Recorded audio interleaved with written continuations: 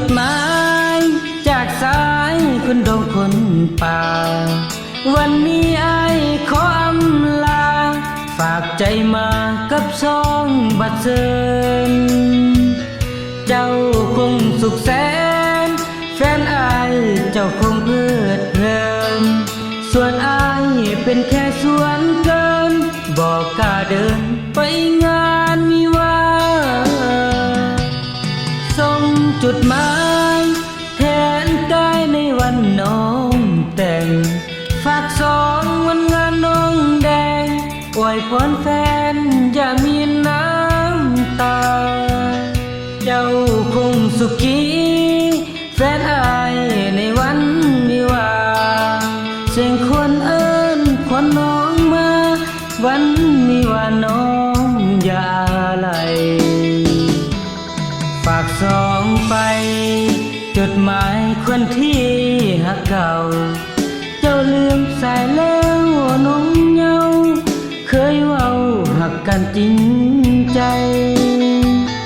อ้ายคนมีกรรมขาดเงินคำจึงขาดสาวไว้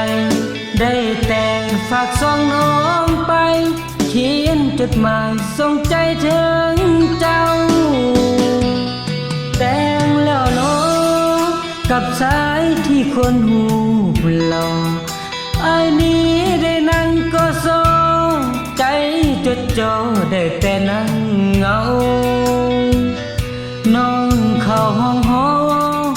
วันนี้มีสุขน้องเจ้าไอ้นั่งซึ่งกอดแก้วเหล้า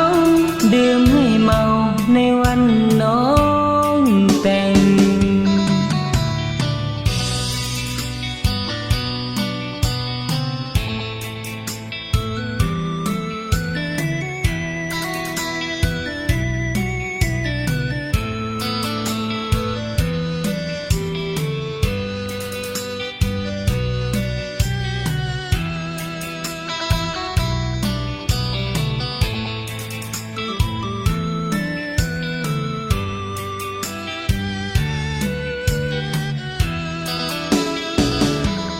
ฝากสองไป